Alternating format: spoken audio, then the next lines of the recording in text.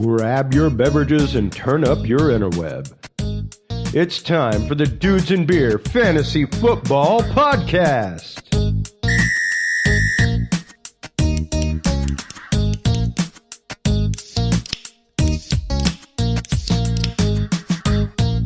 Fantasy freaks and geeks, what is up? Matt McPhee coming at you with the Week 5 preview of the Dudes and Beer Fantasy Football Podcast. I'm pleased to be joined by my buddy for the second week in a row, Paul Deal. How you doing, bro? I'm doing well, So we are going to be doing the podcast a little bit differently from here on out. Last week, obviously, was the longest podcast of the year for us. So I want to split it up, make it a little bit easier for you guys to listen to, and make it a little bit more fun too. We've kind of just been chopping through the games, trying to make sure we get through everything. But I want to make it a little bit more conversational, a little bit more interactive. So this week it's going to be the first week of this new setup. It's going to be two parts basically. We're going to do the first part.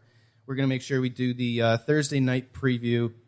And then we're going to do some segments that we have. We're obviously going to talk daily fantasy. We're going to do some trade talk. We're going to do some, consider guys that you should probably be sitting until they show you otherwise, and some standouts, some winners and losers from the previous week, and then we'll do a part 2, and that will be the rest of all the other games. So hopefully you guys enjoy the new setup. And we'll see how it goes. Maybe if it doesn't work out, we'll switch it back up. We'll call an audible and we'll do something different. But so for this week, let's get into the first segment, which keeping it with the Dudes and Beer theme, we're gonna do some cheers to you, pour one out for some winners and losers, guys that stood out in both good and bad ways. So, Paul, what do you got for some guys you want to cheers to? Absolutely. There were a few guys this week that were definitely on the cheers to radar. I'm going to start off with quarterback and Mitchell Trubisky at home against the Tampa Bay Buccaneers. Mitch threw 6 touchdown passes. 1, 2, 3, 4, 5, 6. 354 yards. The entire month of September leading into that game, Mitch had thrown for all of 2 touchdown passes. So my boy came alive. Monsters of the Midway were in full force on offense at Sunday at home against the Buccaneers. So cheers to you, Mitchell Trubisky. Cheers. Then we're going to jump down to running back. This pains me because he's a Cowboy, but Zeke Elliott, he ate well on Huge Sunday. game. Cheers to you, Zeke Elliott. 29 touches, 240 all-purpose yards, and a TD. There's even talk this week. Jason Garrett's been talking about him playing through some lower body injuries. So my man was a beast. Put the team on his back, absolutely, because they have no other options on offense. So unfortunately, make sure you stick Rod Smith in your watch list if you're a Zeke owner. If we get some news like we saw last week with Chris Carson going out an hour before the game, make sure you have at least maybe not roster him, but keep him on your watch list. Make sure he's in the back of your mind if Zeke is pronounced out. Yeah, so cheers to you, Zeke. As much as I hate saying that, you were a monster last week and deserve it. So cheers to you. Cheers. Another one that's going to pain me to cheers to them, but Corey Davis. I was in doubt of Corey Davis last week. Thought it was time to just completely give up on the man, but have we seen potentially the first sighting of the real Corey Davis? He was 9 for 161 and the game-winning touchdown against my Philadelphia Eagles. It would be a great weapon for Tennessee if he turns out to be the real deal and if he can replicate this every week moving forward. So, Corey Davis, cheers to you for your performance last week, but I still hate you for it as a Birds fan. Cheers to you, Corey Davis. How about some losers, man? How about some losers? Let's yes. pour one out for some. We're gonna pour one out right away for Fitzmagic. Talked about last week how I thought the Fitzmagic was running out in Tampa Bay, and it certainly did. Fitzmagic had a 50% completion rating, threw for 126 yards and an interception before he was pulled to let Jameis Winston come out and make his 2018 debut. So the Fitzmagic is absolutely dead and gone. So Fitzmagic, we're going to pour one out for you here. It was a fun start to the season, 3 straight weeks of 400 yards passing or more, but NFL the magic record is gone. Yeah, sorry to you, man. Sorry to the whole Buccaneers passing offense. Hopefully Jameis can keep it going like Fitz has been, but This other one's not really game related. It's more pre-game related, but if anyone hasn't seen it, I would recommend you look up Matt Ryan walking into the game in his pre-game outfit. It looks like any standard person that probably lives in San Diego shopping at Trader Joe's. He got absolutely roasted on Instagram. You can read some of the comments talking about, oh, that's what my high school substitute teacher looks like when he's walking into class. Matt Ryan didn't fare too well, and he's got some stiff competition in the NFC South when it comes to pre- and post-game outfits when you look at Carolina and Cam Newton. So yeah, those hats are pretty ridiculous. He's on point, and Matt Ryan is worlds apart from what good old Cam is holding down. So we're going to pour one out for Matt Ryan's pre-game outfit and all of the heat he took for looking just like a regular fancily dressed dude. And after the contract he got this offseason, Jesus, man, go out and get yourself a suit, bro. Look like a star. Come on. The guy that I'm pouring one out for big time is Kenyon Drake. 2 duds in a row. Another game with 2 points. I think he had less snaps, less attempts, less targets than Frank Gore. It's just poor guy, man. But we've been waiting for the past 2 years to see him emerge as a number 1 running back, and I just don't see it happening. The other guy I'm pouring out a whole beer for this dude, Dalvin Cook. Seems like it was weeks ago, but it was just last week. Dalvin Cook only had the 2 points coming off of the hamstring injury. He wanted to play on Thursday night in that big game against the Rams. Did not play well, so I'm dumping a whole beer for you, bro. And the last one for me is Russell Wilson. We talked last week about Russell's history in the desert. I was really hoping for a big game for him. Another one of these, early season where he busts out. He's kind of been a slow starter for his career, so I was looking for it, and it did not happen. So I'm pouring one out for you too, Mr. Russell Wilson. It was a desert dud, so to speak, for Russell Wilson last week. Desert dud, yeah. It's going to be, I think, quite a few desert duds this year. Looking at the Arizona offense. Not a lot of good things going on in the desert, but We'll see. We'll see. All right, so we're going to move on to our next segment here. We're going to talk some daily fantasy stuff.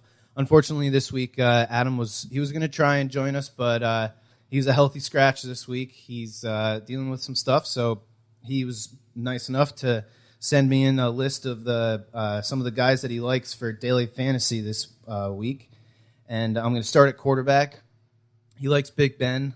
He's obviously been on fire this season. He's been playing really well, putting up big numbers. Another quarterback he likes on the cheap is Derek Carr. After seeing what C.J. Beathard did to the Chargers defense last week, he has confidence in Derek Carr that Derek Carr can put up similar numbers. So, and the Chargers defense just does not look like it did last year. I don't know if it's all just because of Joey Bosa or what, but that defense just does not look good, man. At wide receiver for Adam, he likes a lot of these wide receivers this week. And, if you listen to our wide receiver preview before the season started, Adam is not big on the Vikings receivers, but this week he is. He likes both of them. Another on the cheaper side that you can go with is Juju Smith-Schuster. He's been killing it with Big Ben. I think he still leads the team in targets and yards, which is kind of surprising. Another group of wide receivers that he likes are these number 2 receivers for the Falcons and the Cincinnati Bengals. Both of them, Tyler Boyd and Calvin Ridley, have been on fire for the past couple weeks. I think they got, 6 or 7 touchdowns between the two of them over the past 2 or 3 weeks. They're both pretty good prices, and ride those hot hands until they cool off, if they cool off. At tight end, he likes Vance McDonald. Sticking with that Steelers theme. I think we're going to talk about that Steelers game as probably one of the highest scoring offensive games this week. At least it projects to be that way. Another tight end that he likes is Antonio Gates. He's a cheaper guy, touchdown or bust. Old reliable, yeah, man. He's the tight end version of Frank Gore, right? Absolutely. And then he's got Jimmy Graham in there if he's healthy, considering the injury status of some of the pass catchers there in Green Bay, which we will get into in the part 2 of the podcast. So definitely make sure you stick out for that one. And then some cheap ass flyers of the week that he likes. Sticking with that Green Bay theme is someone that me and Paul were really not all that aware of until Adam brought him to our attention. Marquise Valdez-Scantling. He is a wide receiver for the Green Bay Packers, and with Geronimo Allison dealing with a concussion, he's still in the protocol as of Wednesday morning. And Randall Cobb did not practice either. Neither of those receivers practiced today. Randall Cobb's dealing with a hamstring. I don't know what is going on with these hamstrings in the NFL, man. I don't know. Got to stretch. Always got to stretch. Even you all at home, stretch right now. Yeah. You can only do the body good. Yeah, stretch out the hamstrings a little bit. Maybe stretch out those glutes. It's a good thing. And then at DST this week, the Titans value, considering the fact that they're playing the Bills. The Bills' offense is just giving up sacks all over the place, and the Titans' defense has actually been playing pretty damn well this year. So he likes the Titans' defense this week, especially considering their value. So there's your DFS for the week. DFS is fun, man. It's really cool. It gives you a chance to play some guys that you don't have on your seasonal roster. Obviously, there's all different kinds of games. There's single games, full roster games for just the 1 o'clock slot. The whole day of Sunday games. It's a lot of fun. So get into it. It's fantasy football at its finest. I think I'm really starting to dig it. Let's move over to our next segment, which is our trade talk segment. So I want to get into one particular player on one of my teams, James White. So he's been leading the Patriots in targets. He's obviously he's the number 2 running back. Looking at what Sonny Michel did last week, and with all the injuries that New England's been dealing with at running back, but with Sonny coming in and getting, or Sony, is this Sony or Sonny? We'll go with Sony tonight. Okay. Sony right, Michel. Yeah. So him coming in, getting the close to 20 carries last week, had a really nice game, and with Julian Edelman returning from suspension, I have a feeling that James White's targets and carries are going to start to go down. It scares me, looking at how much more productive he is in the pass game than he is in the run game. Obviously, he's one of those scat back guys, but he had a great game last week, had the 2 touchdowns. So I'm getting nervous about looking at his projections for the rest of the year, considering what his target share is going to look like in a couple weeks with Julian Edelman back healthy and with Josh Gordon coming to the team and them working him back in a little bit more, and with Gronk being Gronk. So, but at the same time, he is the only other healthy running back that you can trust in the Patriots backfield there, and trust. It's a big word with the Patriots. Tom Brady in the 2-minute drive and the goal line in pass protection situations, just knowing the playbook. Tom Brady wants James White on the field, and yes, I think his snap count won't really go down, but like I said, I think those targets are going to go down. What are you seeing with the return of Julian Edelman? Do you think it's going to have that much impact on James White, or do you think I'm overthinking it? I absolutely think it's going to have an impact, but I completely agree with you that James White is Tom Brady's big moment, big time guy. So just because of that, those moments aren't going to exist too much for the Patriots in the regular season. There might be 1 to 2 a game, if there are any to speak of in a game. But you think of James White, you think of Super Bowl 52. He's catching a touchdown pass to take the lead. He's involved in a 2-point conversion. Should have been MVP. So, he is Tom Brady's go-to guy with the game on the line in a goal to go or first down, need to get a first down. That's who Tom Brady's going to look at, I think, first before Gronk or Edelman, Hogan. Now he's got Josh Gordon. So I think there is still a role for James White, but I just don't think he's going to be on the field enough snap count-wise to warrant, keeping him. Okay. All right. And I know you had an interesting trade offer sent your way. You had a couple trade offers, so I know you got some trade offers that made you go, And then I got others that made me think that person just disrespected my entire family and I'm never going to speak to them again. So right, let's go through some of those. The first one I have to talk about is for a buddy of mine that has Carson Wentz. And this one at first made me think it was completely disrespectful and that he should never talk to this person again, even though I think it's either his cousin or his brother-in-law. He was offered Big Ben for Carson Wentz. And I know Big Ben is putting up numbers this year. I think he's leading the league in passing so far through 4 weeks. But Carson Wentz is what Big Ben might have been if he was more mobile many, many moons ago. So this is still a disrespectful to my family type of trade, and I said that to my buddy and told him he should not at all consider moving Carson Wentz for Big Ben. Some of the other ones I got in my regular fantasy league, non-PPR, were for a lot of tight ends that I have on my team. A guy in the league had Greg Olsen, who obviously got hurt. Then he picked up Tyler Eifert, who went down with a horrific ankle injury last week. I still have not watched that because I've broken both of my ankles, and just watching like guys get rolled up just makes me want to. It like turns my stomach. So I'm really trying to not watch that play. Yeah, you shouldn't. His foot was in a spot that a foot isn't supposed to be on a person's leg. So let that speak for it. It's not worth the Google search, even if you are a curious person. But he was trying to trade. I'll go through the trades that made me go, first. It was Jordan Howard for Zach Ertz. And I do need help at running back, but Zach Ertz is leading the Eagles in targets. He is one of Carson Wentz's favorite targets. The touchdowns might not come every week, but Zach Ertz is one of the only Eagles receivers to have gone over 100 yards in a regular season game this season and last season. So Zach Ertz is not worth passing up, even to get a good running back in Jordan Howard. Even in a standard league? A non-PPR league? I think so, just because Zach Ertz just gets so much volume, and once they get into the red zone, he is a target for Carson Wentz. Mm-hmm. So I think he gets so much volume that even in the non-PPR league, it makes it worth it. Okay. Yeah, I'm in a standard league this year for the first time in, I don't know, probably 4 or 5 years now. And my tight end situation is almost exactly like that guy you were talking about. Started with Olsen, went down. I picked up George Kittle, then Garoppolo went down. Unfortunately, I dropped him, and then, of course, George Kittle had that huge game last week. Just one catch. Don't worry about it. One catch. True. It was really just that one catch.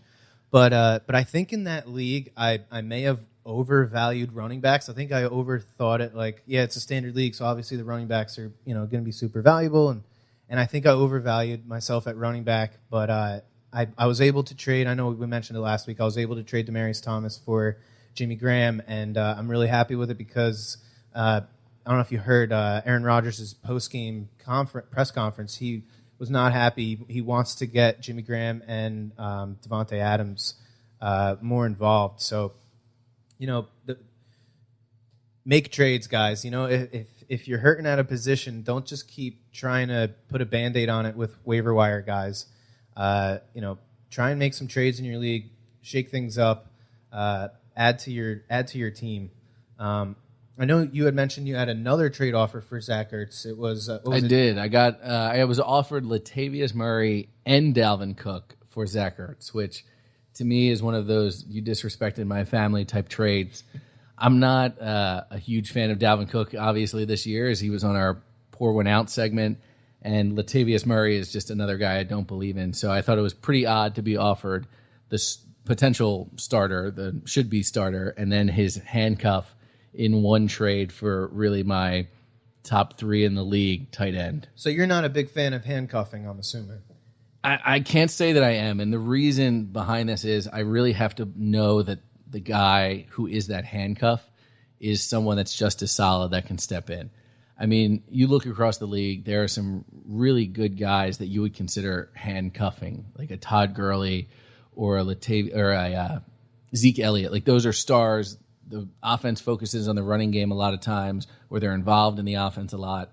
But most of the times their backups are never going to come in and pick up and be the same type of player. You look at Zeke in the past, last year with Darren McFadden and the rotating door they had back there of guys that were the backup, and since Zeke wouldn't play every week, they tried to put him in to the lineup, and it never was the same type Zeke numbers. So I'm not a huge handcuff guy. I almost like teams and backup running backs that have a defined role, like a Chris Thompson, who's the pass catcher. Right. Guys like that have their role in the offense, so that if an Adrian Peterson does go down, Chris Thompson already has his role, and now he's taking over AP's role, and to me, going to be an even more valuable running back. So those are the types of guys I look for. So I kind of disagree with you. I like handcuffing guys. Like you said, they have to be a good enough handcuff where you will feel confident in starting them. I know the episode RB from before the season started on the Dudes and Beer Fantasy Football podcast, I talked a lot about handcuffing, and I think it was week 2. I actually,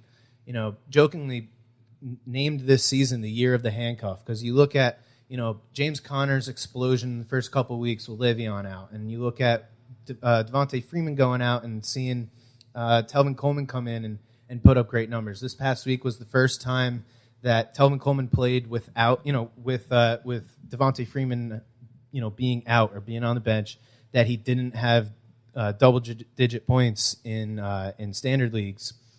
And then you look at Joe Mixon going out and Giovanni Bernard coming in. He's played great for the past 2 weeks. So yeah, I think the handcuff has to be good enough where you feel comfortable starting him. But to me, when you have a solid number one running back, you're going to play that guy in your number one RB spot every week, except for the week that he's on a bye anyway, right? So it kind of takes away from the need to have RB depth, in my opinion. And another one is looking at Leonard Fournette. He tried to play last week. TJ Yeldon is not Leonard Fournette, obviously, but TJ Yeldon did have an awesome game last week, and we have seen in the past when Fournette goes out that Yeldon is going to get those touches, and on a team that wants to run the ball, that has one of the best offensive lines in the game, I think it's worth picking up if it's one of those top 10 running backs, and if the handcuff is good enough where you're confident enough in playing them. I think handcuffing is the way to go. But hey, that's what makes you and me, right? Absolutely. That's why we agree to disagree on things, and that's why we have a podcast, because we get to talk about these things. Hell yeah. Okay, the next segment I want to get into before we do the Thursday night preview is our new what do we call it? The get your ass on the bench. Yeah, get your ass on the bench, bro. The first one to me, and these are guys that you got to strongly start considering sitting until they show you that they're worth playing every week in your lineup. The number one guy to me is Kenyon Drake. You look at last week, he had three attempts, and he only got 2 targets. Now, yeah, they were in a horrible game script, but to only get 3 carries, and then you look at Frank Gore's 11 carries and his 3 targets. It's, Frank Gore came in and he got the receiving touchdown, not Kenyon Drake. And if you go back and watch that play, it was a play-designed pass to Frank Gore on the goal line. They ran a play action to him. He ran a little drag route and trucked over a poor little cornerback and scored the touchdown. So I'm really worried about Kenyon Drake. This is why I wanted to stay away from the Dolphins running game. I've been saying it every week.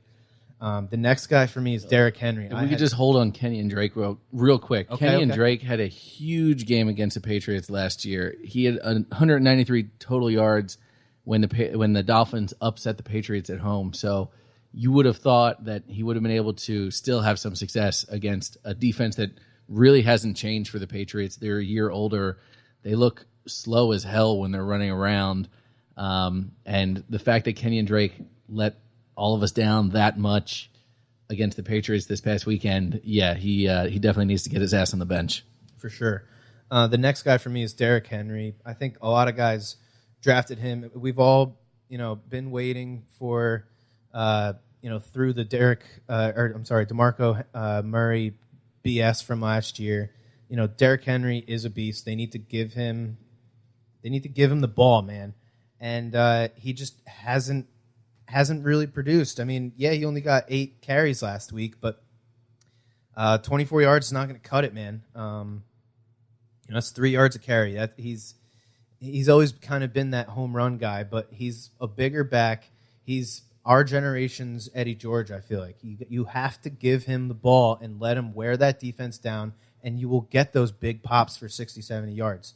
Like we saw last year, more than a few occasions, he is more than capable of busting out a home run. He's fast, he's big, he's strong. He wants to hit people. Give him the ball, let him run with it. But until I see him getting the overwhelming majority of carries and maybe not targets, because Deion Lewis got 9 targets last week. I don't think that's going to change. But until I see him, really establish himself as the lead back in the running game on the Titans, I think you got to sit him. I think a lot of people probably drafted him as their number 2 or 3 running back, and he's not producing like that. So you got to put him on your bench, at least for the time being. The simple math with Derrick Henry from looking at last week's game is 24 divided by 8 equals get your ass on the bench. Oh, dude, this is great. The next guy for me is Demaryius Thomas. He has really taken a step back this year, I feel like. Last week with Cortland Sutton on the field, it really seemed like they were targeting him in the red zone. I know it was either 2 or 3 times where he was in single coverage, and they ran a little fade to him in the red zone. He wasn't able to come down with any of them, but those used to be Demaryius Thomas's routes. He used to be the red zone guy on that team, and it doesn't seem like he is this year.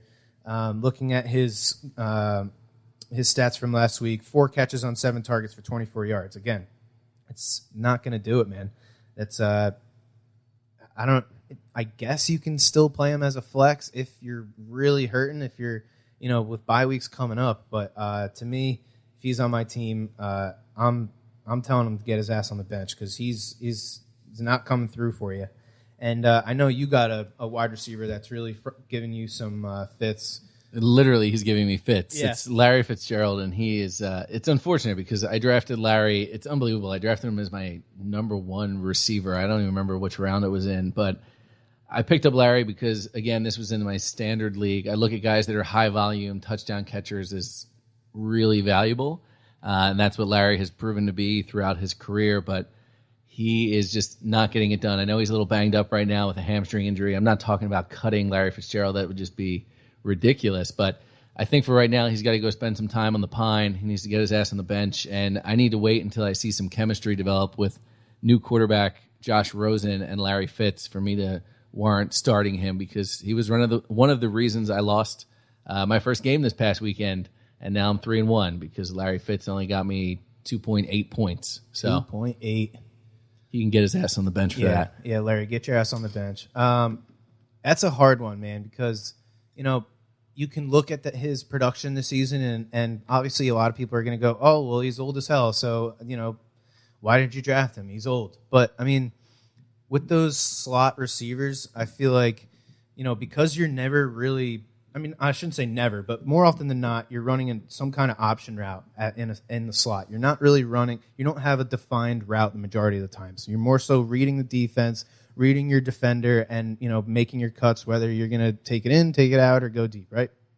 And for me, I feel like those slot receivers, more so than the outside receivers, you need some real continuity. You need a familiarity with those guys, and maybe they haven't been able to cauldron that up yet because of the fact that they had to make that QB switch, and Josh Rosen is still a rookie.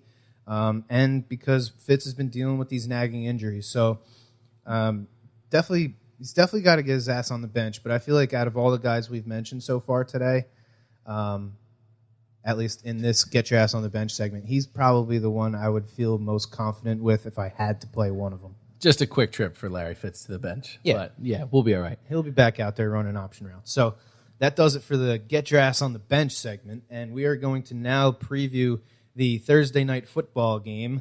We got the Colts going to New England, and this used to be the marquee matchup of the year, right? With Peyton and Tom. Yeah, man. It was so much fun. Basically the AFC Championship game for as long as I could remember. Right, yeah. And it doesn't make sense that I remember it this way, but I feel like they were always in New England.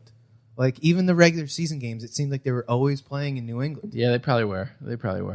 But, the schedule makers always like to favor the pretty boy, Tommy boy. Right. And now it's been tarnished by Andrew Luck and Deflategate. Yeah. That's this, like, the new look Colts versus New England is this always revenge grudge match for Deflategate. Andrew Luck, who has never, I'm pretty sure Andrew Luck has never beaten the Patriots. Really? I wasn't even thinking about that, but this is the ultimate revenge game. It's Tom Brady saying, you cost me 4 games, So, yeah, this should be... And, I mean, if you look at the inactive list for this week on the Colts side, Jesus, it's Marlon Mack is out, Jack Doyle is out, T.Y. Hilton is out. I'm pretty sure they're down 2 or 3 of their starting defensive backs from last week. So it's probably going to be a blowout after the first quarter, looking at how this Patriots pass game matches up against the Colts defense. And yes, the Colts defense has been playing a hell of a lot better this year than they were last year. So far this season, they're giving up the 9th fewest points to wide receivers. That's a huge turnaround from last year, considering they were in the top 10 last year in fantasy points allowed in every single category. So they're second in the league in sacks too. And when the Colts played the Eagles earlier this year, they have this like ridiculous human man-child on the defensive line. He's like a 6'9" defensive tackle that looks like a linebacker and can run like a safety. So their defense is much improved, but I still think TB12 is going to have a little too much. Yeah. Looking at the tight end position, particularly with Jack Doyle being out, obviously Eric Ebron is going to get all those targets at tight end. Last week he had 10 targets, caught 5 of them for 40 yards and a touchdown. Looked pretty good, but so far this season the Patriots defense has given up the fewest points to tight ends. You can make an argument they haven't really played any good tight ends so far, but still, the Patriots. It's what they do. They take away your best option, and I think in the pass game, and especially in the red zone, they are not going to let Eric Ebron do anything. I think the Patriots are going to be totally fine with Andrew Luck dumping off the ball to Nyheim Hines for all their, the majority of their production. And you look at how many targets Hines got last week: 11 targets, caught 9 of them, had 63 receiving yards, added another 10 yards in the running game.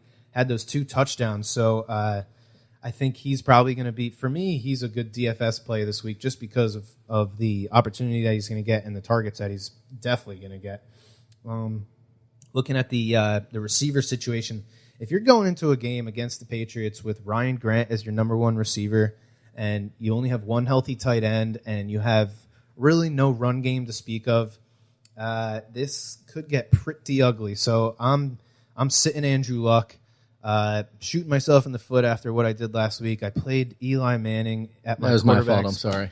I played Eli instead of playing Andrew Luck. He beat me up. I lost by a handful of points. That was one of 2 horrible quarterback decisions I made. So I'm pretty ashamed of myself for that. But I'm definitely sitting him this week. It just looks super bleak for him. Yeah, he's coming off of a game where he threw the ball 62 times, and we were kind of saying last week after them pulling him off the field for that Hail Mary, and then all of a sudden next week they let him throw the ball 62 times. The decision to basically give the game to a division rival in the Houston Texans last week by going for it on 4th down in your own territory, it's just... I'm still with that. I'm still with it. I'm not playing a tie. I mean, you look at the Tennessee Titans against the Eagles, went for it 3 times and converted all 3 times on 4th down. Well, that's because the Eagles were being stupid and playing prevent defense. Hey, some of those were shorter than 4th and 15 or 4th and a mile. But I mean, I heard Frank Reich after the game. His players stand behind it like they should. A tie is not going to do you anything in this league. It is, I think, I agree with Frank Reich. It's basically a loss. So you got to do what you can to try and win the game and put your team in the best position to do that. So if that means going for it on 4th down in your own territory to beat a division rival, well, Frank, I say you have some big balls. So cheers to you. But that's the thing. A tie isn't the same as a loss. You know what I'm saying? A tie, and especially looking at this year, we've already had 2 ties this season. Like a tie is not a loss. It's half a loss and half a win. It could if they turn things around. I don't think either of us are under the belief that the Colts are a playoff team this year, but still. It does, on one hand, it sends a message to your team that, we're always going to be aggressive. Yeah, maybe he's trying to change the culture there. We're going to go for it. The Eagles last year, they went for it on 4th down how many times? And obviously Frank Reich was a big part of that offense last year. But at the same time, on the other hand, you're basically saying to your defense, I have 0 faith in you. I have to go for it. I have to win this game right now because if I give the ball to, the Texans, you're going to lose it for me. And that's exactly what they did. So, again, Andrew Luck, put him on your bench. Don't start him this week. There are plenty other options for you. I know we were going to maybe talk about some some guys on the waiver wire that you can check out after waivers ran to see if maybe some guys were left over. And for me, if Andy Dalton is still there, go get him. In that one league that I picked up Eli last week, Andy Dalton is available. So I have a claim in right now for Dalton to drop Eli. And if I get him, I'm playing Dalton 100%.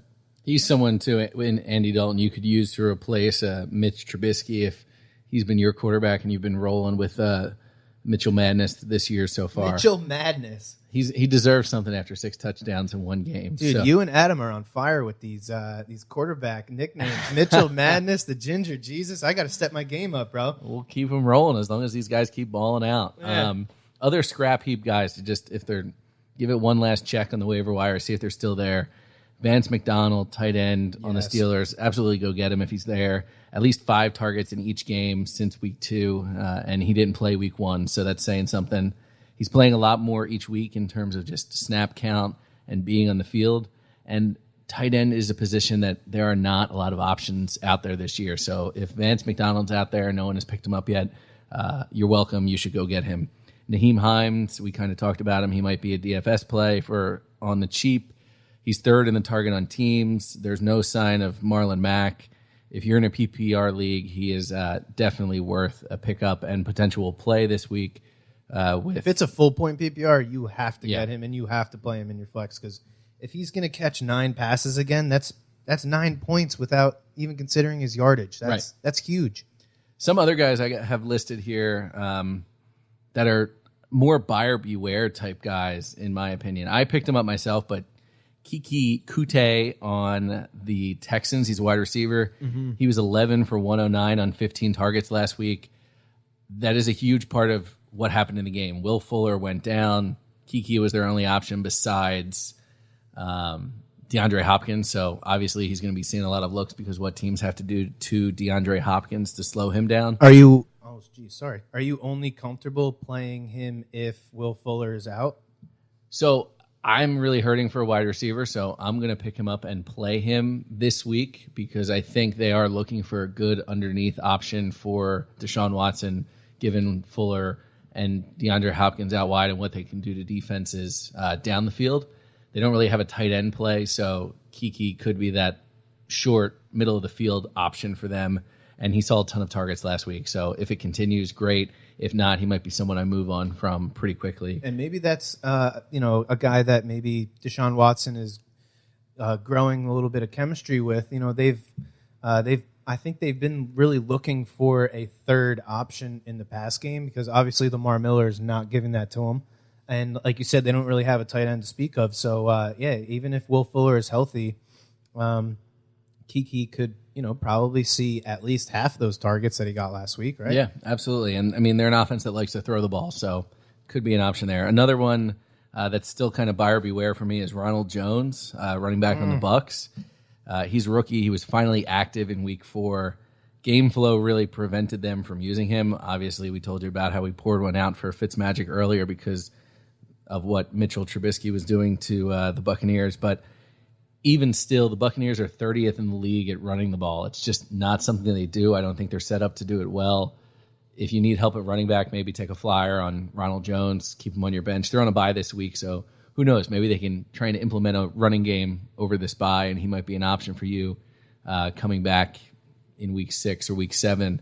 But he's someone that I'm still a little apprehensive about, but if you're really hurting for a running back, who knows? Maybe pick him up, stash him for a week, and see what he can do for you after the Tampa Bay bye week. Yeah, and one thing that always helps out running backs is a quarterback that is mobile and a quarterback that really threatens the defense running the ball. So, maybe playing with Jameis gives him a little bit more value. Maybe the team looks at the way that their offense just completely fell apart once the opposing defenses, were able to lock down those receivers. So maybe they really try and put some extra focus on establishing that run next week. Maybe they work on it over the bye and they come out and show us that maybe they actually do have a decent run game with that kid. But time will tell. The last one I'll leave you with, because every position on your fantasy roster scores you points or is supposed to.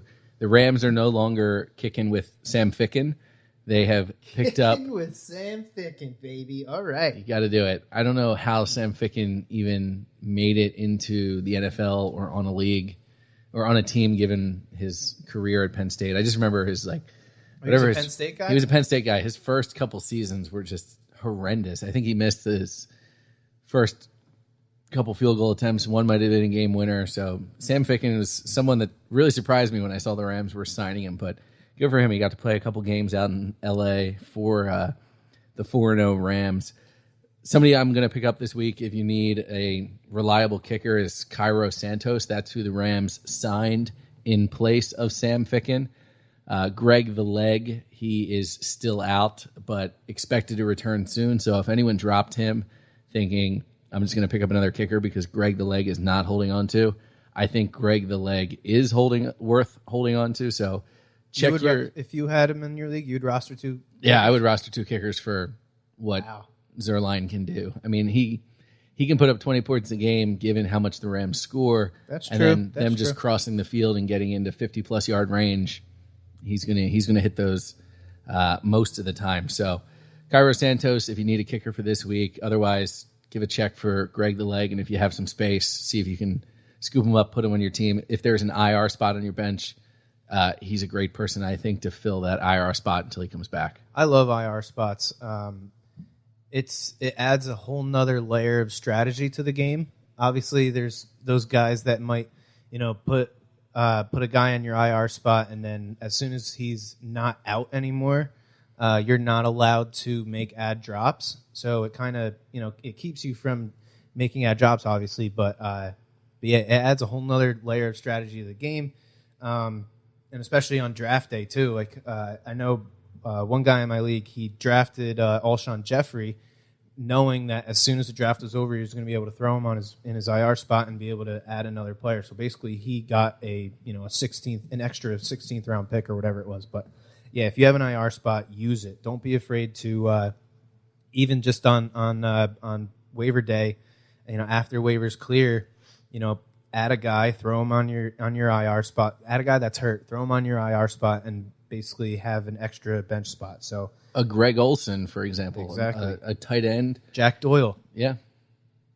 So just to put a bow on the Thursday night game, basically start all the Patriots. I know we were giving some respect to the Colts defense, but yes, like I said, their defensive backfield is going to be without some starters. So. And with Tom Brady's revenge factor here, I think Philip Dorsett should see another game of at least 7 targets like he saw last week. Gronk is Gronk. Hopefully he plays. If he doesn't play, obviously that's really gonna help Edelman making his return, and James White obviously should probably see an increase in targets as well. Hopefully we see another game with Sonny Michel getting the 25 carries that he had last week, over 100 rushing yards. That was great. But yeah, real quick, what are you seeing with this Edelman return? Do you think he's gonna come back in and light it up, or you think they're gonna work him in slowly? What are you doing with Edelman if he's on your team? I mean, I think you bring him back, put him right in. It's not like he was out because of an injury; he was out because of a suspension. Well, he is coming off of that ACL tear, and he is a slot receiver that relies on his juking abilities, I guess you can call him. That's fair. I think he's had a long time to recover. So if he's not coming back 100%, ready to play some football. I would be surprised for Julian Edelman there, especially the way that Tom likes to work out with his receivers in the offseason.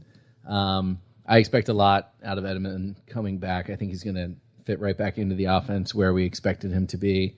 And like we mentioned earlier, I could see him taking away some targets from a James White in non-crucial situations like they're going to encounter against the Colts this week. Okay. All right, so that does it for part 1 of the Week 5 preview of the Dudes and Beer Fantasy Football Podcast. Me and Paul are going to take a minute. We're going to refill our beverages here, and then we're going to jump into the rest of the games for this week. So stay tuned. Come back with us for part 2. Thank you for listening to this episode of the Dudes and Beer Fantasy Football Podcast. To listen to our episodes or chat with us live, download the official Dudes and Beer app, available on Android and iDevices, or visit us online at dudesandbeer.com. You can also find all of our episodes on Breach.tv, iHeartRadio, Spreaker, SoundCloud, or your favorite podcast service. Dudes and Beer is a proud member of the HC Universal family of podcasts. For more about our sponsors, podcasts, and other content, visit hcuniversalnetwork.com or download the free HC Universal Network app. Thanks for listening, everybody. And until next time, drink responsibly.